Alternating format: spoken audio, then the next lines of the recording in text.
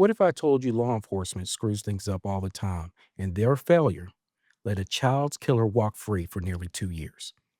This is what happened in the tragic filicide of Lori Paige, and we'll show you where they messed up.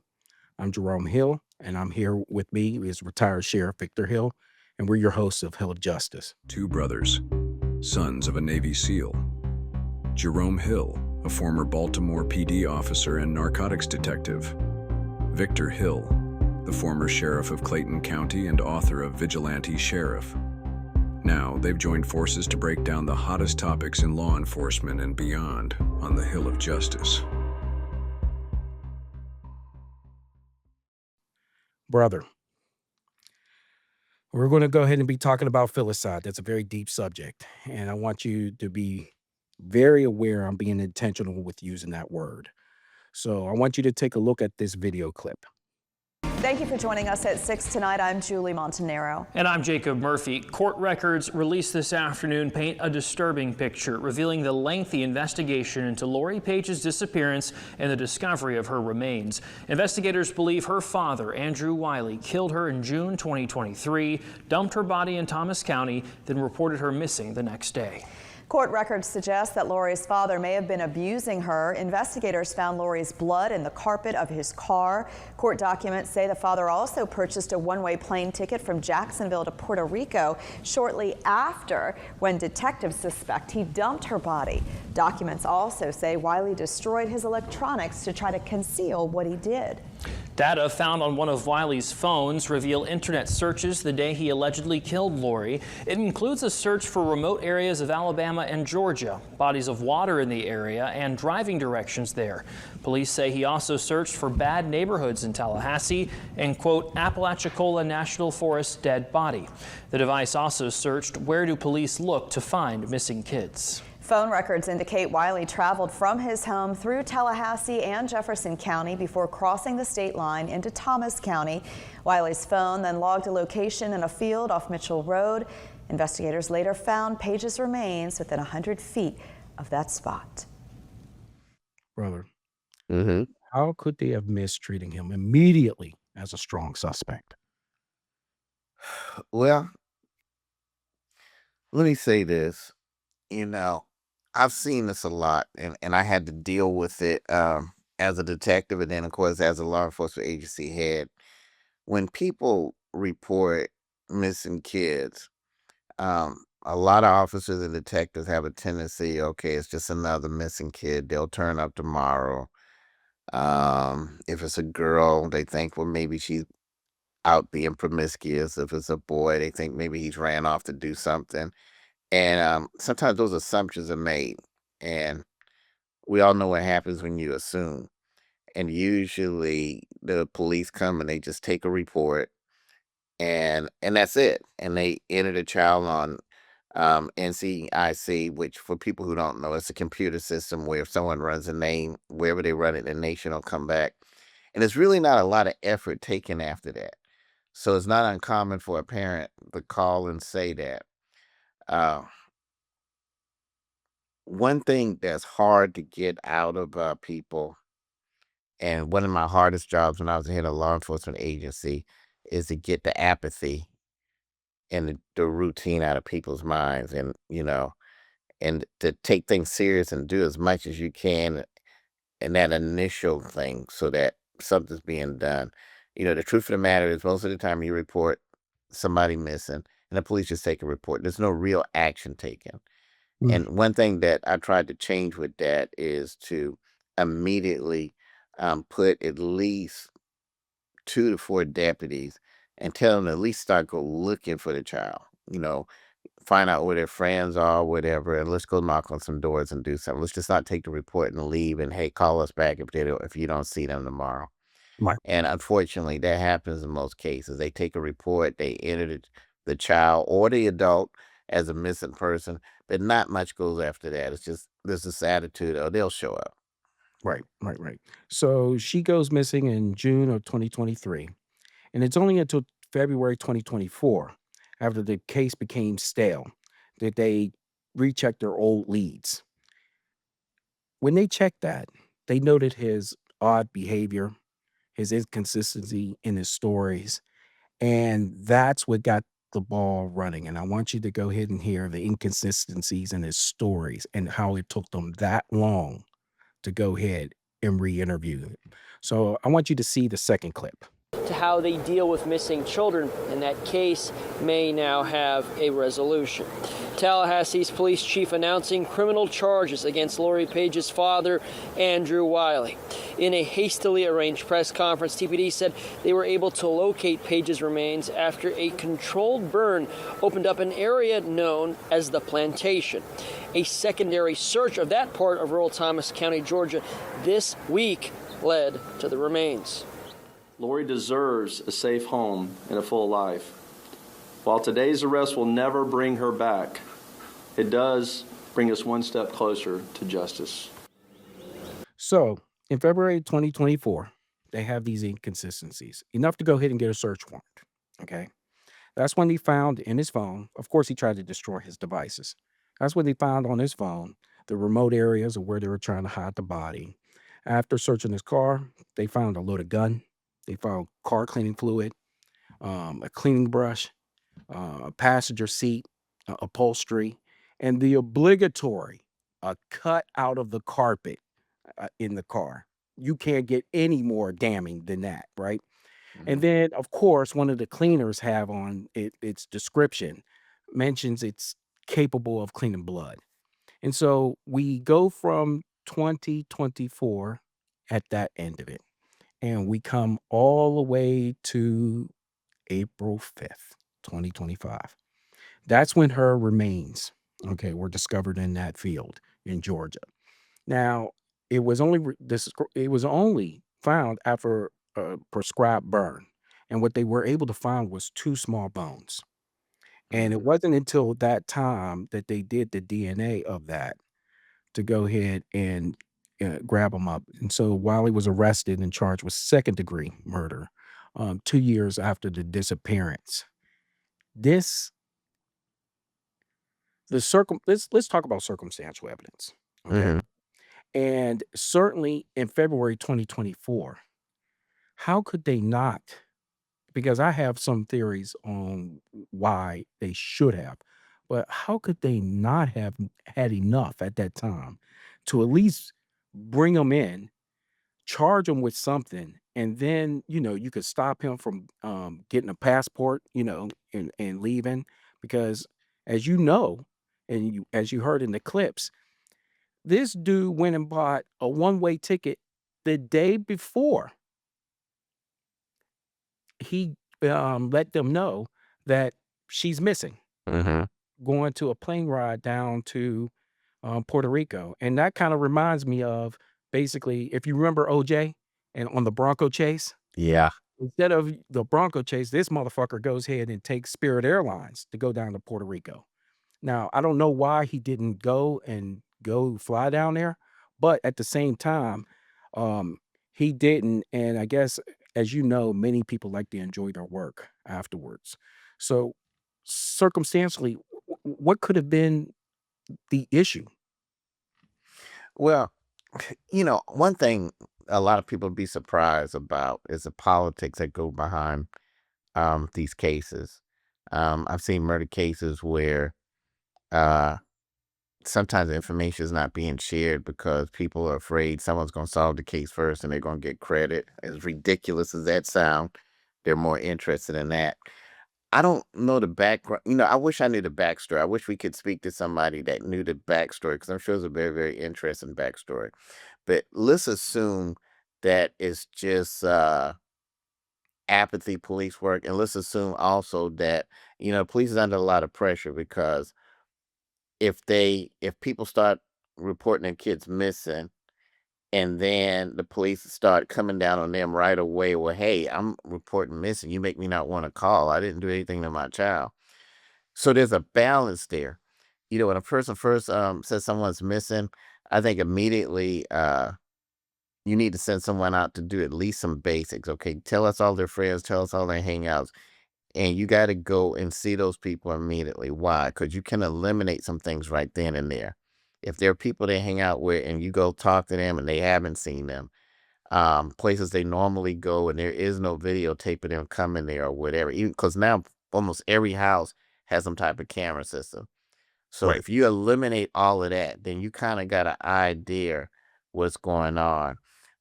One thing that I used to try to employ a lot when something like this happened was immediately, I had bought 3 or 4 bloodhounds. Okay, well, let's get an item from the clothing and let the dog sniff it, and then see if he can pick up a trail to see where the person went. You got to do those things pretty quick because that scent is only going to last for so long. Even though bloodhounds are good at it and they can pick up the scent much longer than a normal dog, you still don't want to get too much time lapse with that. So that needs to be done.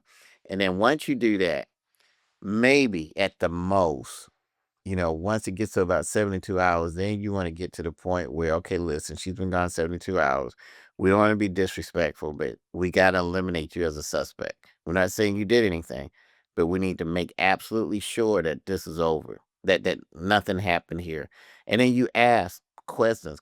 Can we get consent to search your house? Can we get consent to search your car? Because we just want to make sure this is eliminated so that when we move forward in the future, no one can say we didn't leave the stone unturned. Well, if that person's like, no, I don't want you to search my house. No, I don't want you to search my car. That could be a clue because I'm sure if something happened to one of my nieces and nephews and they disappeared, you would let them search whatever they want because you're ready to get out there and find out what really happened. So let's go ahead and eliminate that. Right. Another thing you want to do too is right around that time, if there's inconsistencies, another way to eliminate people as a suspect is say, hey, listen, can we just offer you a polygraph so that we can eliminate you as a suspect? That way, if anybody comes back and try to say you're involved, we cleared you and we moved on to the next. Right. Right. If Right. they Right. don't want to take the polygraph, that's a clue. If they take it and fail it, that's a clue. But if they cooperate and you don't see a cutout piece of carpet, you don't find a blood stain or something like that, like I think was found in this case, well, now you know that right there has is the thing. A lot of people ask do polygraphs work. They do. Is anything 100%? There's nothing 100%, but it's a very, very good tool that Mhm. can be used to clear up cases, especially when it's that person's word against another person's word. It gives you something to work with. And furthermore, the only one that was really advocating for her was the teacher. She knew that there was something amiss. And if it wasn't for her stoic, on point, relentless, you know, basically going out to go ahead and let everybody know that there is something irregular about this. Maybe this case doesn't get solved. It was her staunch and steady focus that helped bring this tragedy to an end. Yeah, much kudos to that teacher. We need more teachers like her because somebody has to advocate for these kids, especially in situations like this where it's just one parent. And that teacher, it hasn't been said, but who knows?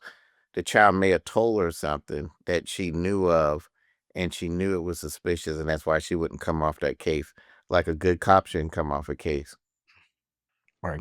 So, of course, the chief gets on TV and he's giving interviews and so on and so forth. And then of course, he has this quote where there's sadness certainly improving what we thought to be true.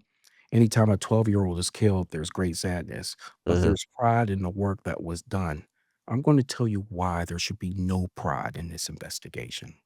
Let's talk about filicide. That was something I started the show out with. Okay. We have neonatal side and we have infanticide, right? So, for people to understand, neonatal side is the killing of a child that's 24 hours and below. We have infant side, that is the killing of a child that's 1 year old and below. Both of those are usually done by the mother or female caretaker. But after that point, we have filicide, and that is predominantly done by either the dad or the male caretaker. So that was clue number one that they should have taken a look at, right? And so, why does that matter? Here's what you need to know. Yes, backstory is that Lori, um, in June 2nd, that was the last time they saw her. The father at June 3rd reports her missing. Apparently, he's at work and he gives a clue. He says that the child left with her book bag. Why is that a clue? Because Lori had several times left and she did run away, only to be discovered within a day or so later and she came back home. Why does that matter? Because Lori, as you heard in the court documents, and one of the court documents, Keith, was unredacted and it was actually sent up through the clerk of courts. And it showed that they said that she was abused. Mm. Not only that, possibly sexually, which is another clue why somebody would want to go ahead and eliminate somebody, right? So here's the problem with that. If we take a look at filicide, out of all the murders that happen in the United States, 3% is done with filicide. And so filicide, for those who don't know, is when a parent unalives a child, intentionally. Mm. And with that being said, you have to go ahead and that would be your first suspect on there. And plus, I would imagine that somebody was going to throw me that type of curveball in the first place. So the police chief then admits there were lessons to be learned. People, that means that there were mistakes made. When you hear somebody tacitly say, there's some lessons to be learned, they messed up and they messed up bad. And this is what I'm about to show you. So if we can go ahead and put up her poster, because this is going to mean everything in this case. Okay, as you see here, this is Lori Paige's poster. Okay. And let's go ahead and bring it down a little bit because I want the big headlines on there. All right. So a little bit of what you were talking about earlier, missing and runaway juvenile. Mhm. Right. And just to piggyback a little bit of why that is so messed up, is that we have data points all over in law enforcement that suggest that you don't do dumb stuff like this. And what I mean by that is this. People right away assume when you see a missing by itself that something bad just happened. And so folks are going to go ahead and act fast. They're going to go ahead and conduct all types of searches, coverages. They're going to have empathy. That's one of the words that you were using about the case. And so people are going to go ahead and get more invested into that. The problem is with runaways, okay, that implies that the child left on their own. And that then shifts the focus for some people, as you were saying, with some detectives and some investigators, and certainly the community at large, that it goes from saving them to basically going ahead and, they'll come back when they're ready, or they'll come back when they'll find it's time to go ahead and come back. And that's the psychological, subtle blaming of the child. And this Mm. happens all the time. And that is one of the data points that we see over and over and over again. And then let's talk about the elephant in the room. Black children, especially missing Black girls. They are proportionately labeled as runaways, even when there is no evidence that they left voluntarily. We know this. We know this. They dropped the ball so bad that and then on top of it, they got onto it just gets me so fired up. They hastily got themselves together to go ahead and say that they were able to go ahead and get this person Wiley. Okay. And they went about discussing, all the hard work that was done. Okay. And basically an attaboy type of bravado, if you will. Mhm. There's no bravado in that. That was just terrible police work, detective work. And maybe there was a hint of politics in there, but they had There always everything. is. Yeah, and they had everything there they needed to make an arrest. And he said so. The chief even said so. But they wanted to go ahead and make sure that the trial would end in a conviction. And that's why it had to take them the discovery of the bones to match her DNA, and that what made the final piece to the puzzle. Well, there's a lot of problems here. Let me tell you this. You said something interesting. You said the court document said that she had been sexually abused. Well, Well, they believe so. Yes. they believe so. Okay, but if they believe so, why was she allowed to stay in that house? Why didn't, well, we call it defects here in Georgia. Why didn't they come in, and why was it an investigation, and why was she temporarily removed from that location until they could look into it and do uh some type of forensic interview with her to see what was going on? So, a lot of these things is a domino effect. We kind of talked about the domino effect on our last live show, and you see a lot of people ignoring the see something, say something, and you see a lot of people in authority. They don't say anything when they see something either. Or they don't act, and that's when things get to that. I mean, it's interesting. We're going to do a show that kind of, sort of, is like this, where some kids were actually taken and put into a safe haven, and there the kids were molested, and there were high public officials sitting on the board that knew about it and did absolutely nothing. And this kind of reminds me of that on a smaller scale. If there's a court document that they believe that she may have been abused, if you believe that, there should be some type of action. Someone should have made a house call. Someone should have spoken to her, and just as a precaution, we're going to temporarily remove her from this environment because we believe she's being abused. By her allowing to stay there and no one taking that type of decisive action, then we get things like this here. Um, I don't want to make any excuses for anybody. We know that law enforcement, especially heads of agencies now, are very hesitant about taking strong, decisive action because they feel like they're damned if they do and damned if they don't. But I think when you're responsible for people's lives, it's better to be damned to do something than to do absolutely nothing at all. Because Correct. when you do nothing at all, and it's what I call deer in headlight leadership, uh, people die, Right.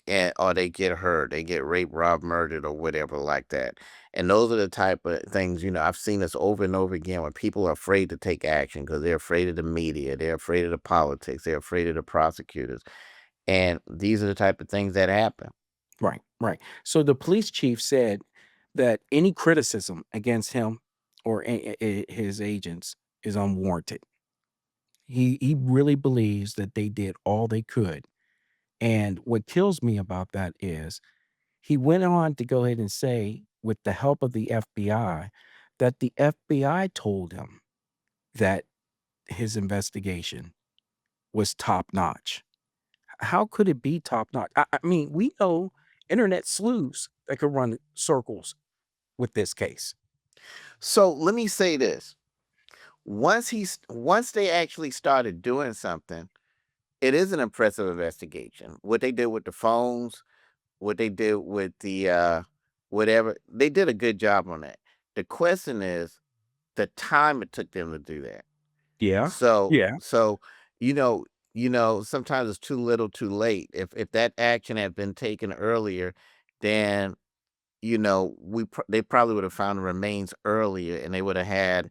And what would that mean? She would still be deceased, unfortunately, Right. but it could have gave closure to the family where they could have had a funeral if that's what they wanted, and also would have been even more evidence because exactly, it would be more evidence if you got the whole body instead of Right. just two bones or whatever like that. Once they kicked in gear, I don't know what kicked them in gear. I don't know if it was politics. I don't know if it was pressure from somebody. We don't know the whole story. But once they actually decided that they were going to go full in, they did do some things that I thought was impressive from an investigative view. I got to give that to them. I thought they did Well, great on that. But the timing that it takes. I mean, a sniper can be an excellent shot, but if he takes a shot too late, he may have taken up the perpetrator. But if the perpetrator's already killed 4 or 5 people, it would have been better if he would have went ahead and took the shot before that happened. You see what I'm saying? right. Right. Right. It might be a good shot, an accurate shot, but why didn't you take it earlier before he started killing hostages? So that's the thing about law enforcement. You've got to have the ability to act and make decisions without hesitation or reservation. If Right. you can't do that, time goes by and lives at stake. But Right. again, we have that fear because the people who did make decisions, if the decisions didn't turn out the way the Monday morning quarterbacks thought it was, and those people happen to be prosecutors or media people, they got roasted. So you get this fear, and then they become like deer in headlights because we don't want to move too fast, or we don't want to act at all because we're afraid of the outcome. Right. Right. So we don't know the manner of death and what that translated in from a first degree murder charge to a second degree murder charge because you waited so goddamn long. Right, That's right, one. Okay. right. So that's problematic in and of itself. And to give yourself a pat on the back on that, as you said, we don't really know what kickstarted, but they even told on themselves. They were just basically saying, hey, guess what? We had to redouble our efforts. And it wasn't only until we looked at the evidence once again, we knew that there were some inconsistencies. That is poor investigative police work, bar none. That is it. That is it. And then on top of it, which is kills me on this, is that he goes about saying that, okay, we don't need any criticism or anything like that. Are you kidding me? Oh, because he goes on to even say this, that he admits that using the term runaway proved to be problematic because what we talked about earlier. The wording caused people, including his detectives and the community, to dismiss the missing child case under the false pretense that it's less serious. So now Yes. he doesn't classify them as runaways anymore.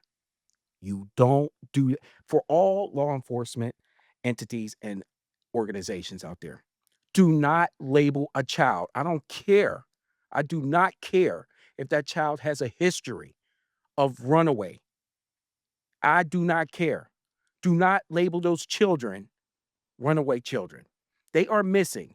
We can label them runaway afterwards.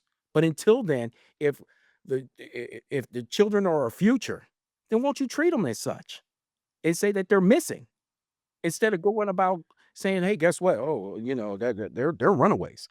Let me tell you something else too. I know we're running short on time, but I got to get this in. Not only that, but law enforcement is afraid to ask the hard questions. Do you know? I was trained by some pretty good homicide detectives, and the one thing that they taught me early in my career, and they taught me is, don't be afraid to ask the question. You know what? Most detectives don't ask people. Did you kill him? Exactly.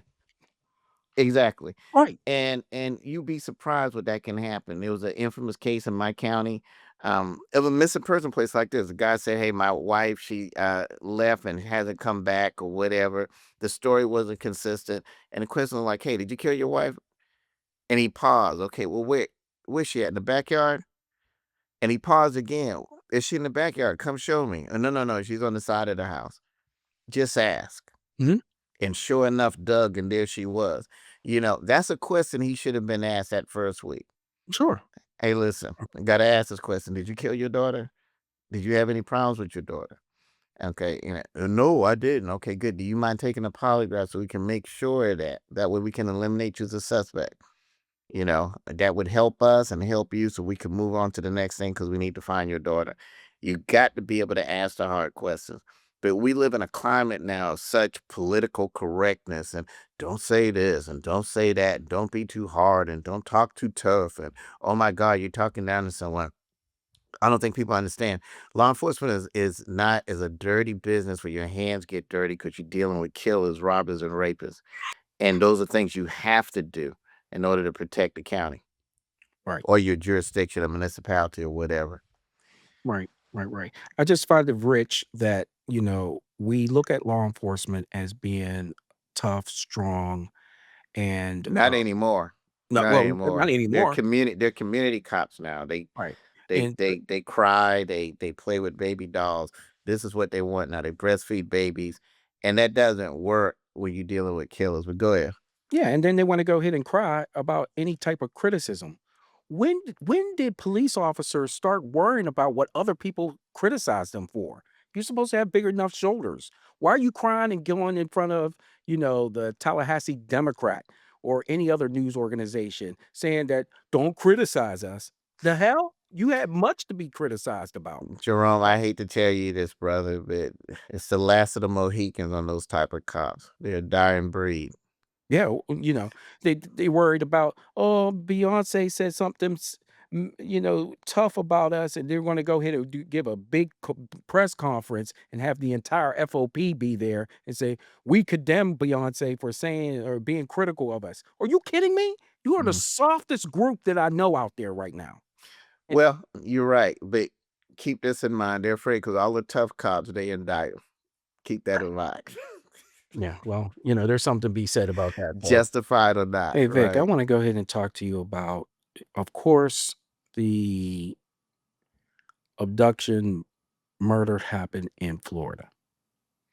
The body was transported to a field in Georgia. What are some of the implications or the complexities that are involved when that happens? Actually, it's not too much of complexity. Let me tell you why. There's only one reason to move a body, and that is to separate yourself from the scene. If I'm at your house and I kill you, there's no reason for me to move your body. I just need to hope I can get out of there, no one find me. But if I kill you at my house, no one I'm going to be the suspect because there's a body in my house. So that's why bodies are moved. So when we find a body, we know the key to it is we got to find the location where the person was killed because they were moved for a reason to separate themselves from the suspect. Because wherever they were killed would connect them to the suspect in the murder. Well, when we find that, that's a jurisdiction where the prosecution will take place. So even though he crossed state lines with the body, the murder was committed there at his house. Mhm, So the jurisdiction is there. mhm, correct. And I mean, there might be some implications of crossing state lines, and there could be federal charges with that. But the nucleus of the crime is where the person was killed at, and that was at the house.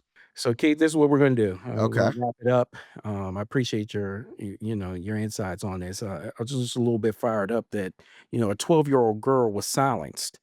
And really, we could have really had even deeper charges against this guy, but Absolutely. because of, some inept investigating, it really hurt us. So, that's what I'm fired up about today, and if you're the community and you see this show, you're gonna be fired up too, because those are some of the questions that you should be asking also about how did this even happen like this? So, without that being said, I would say thank you for tuning in, everyone. If you haven't already, please subscribe, like, and comment on today's episode. We really want to go ahead and hear some of the things that you have to say about this. We'll make every effort that we can to respond to each and every one of you. This is The Hill of Justice, produced by Jewing Delmas Studios. Until next time.